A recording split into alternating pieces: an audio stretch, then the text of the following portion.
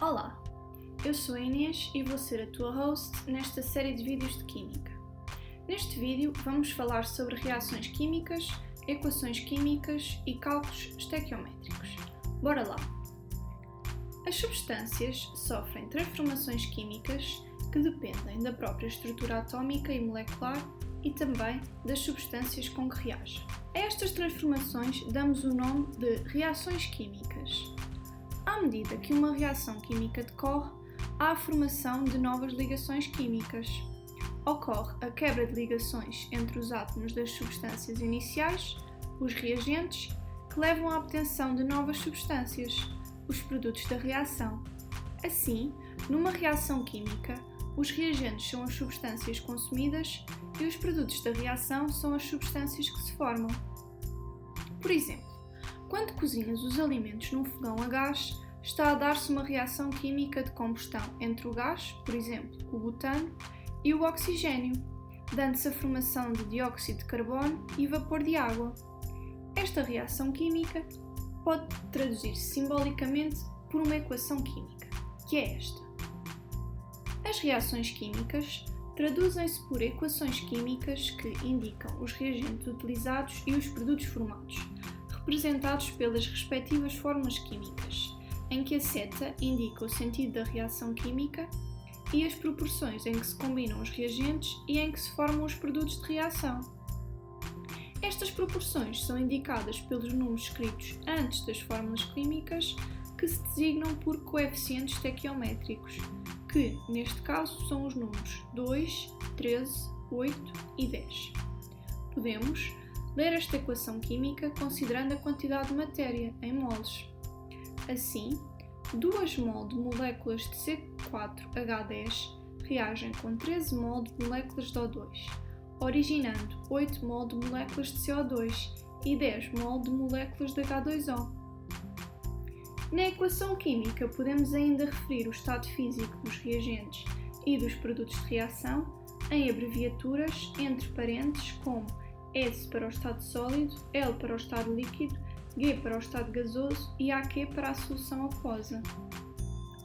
A lei de Lavoisier, ou lei da conservação de massa, refere que, em qualquer reação química, a massa total de reagentes é igual à massa total de produtos da reação, não existindo perda de matéria.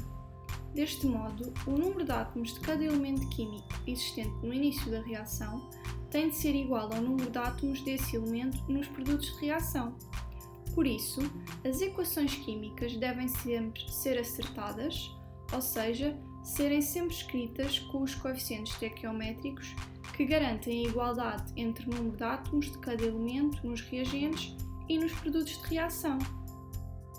Para perceberes melhor esta parte que vem a seguir, deves rever os conceitos de quantidade de matéria, volume molar, massa molar, número de entidades e constante de Avogadro que deste no 10º ano.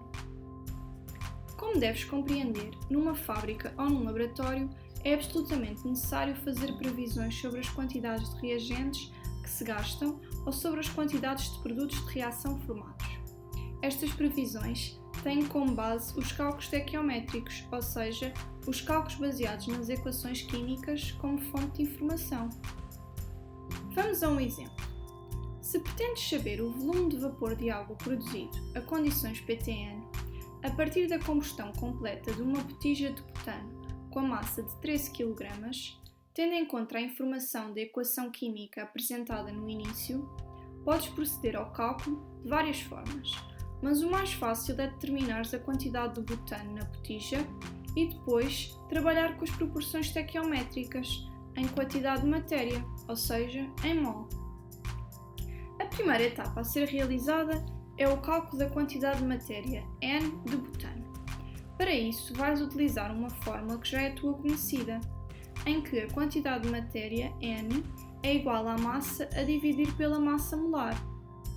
Tendo em conta que tens 13.000 gramas de butano e a massa molar é de 58,14 grama por mol, vais obter um valor de 223,6 mol de butano. A segunda etapa é o cálculo da quantidade de matéria de água, tendo em conta as proporções estequiométricas. Sabes que 2 mol de butano correspondem a 10 mol de água. Assim, podes concluir que 223,6 mol de butano, o valor que te deu na primeira etapa, correspondem a 1118 mol de água. Por fim, a terceira etapa é o cálculo do volume de água formado a condições ppm. Sabes que o volume é igual ao volume molar vezes a quantidade de matéria. Como o volume molar a estas condições é 22,4 cm3 por mol, obtens para o volume de água um valor de 25.043,2 decímetros cúbicos. Se no final ainda quiseres saber a quantidade de oxigênio necessária para a combustão da botija de 13 kg de butano, procedes de forma análoga.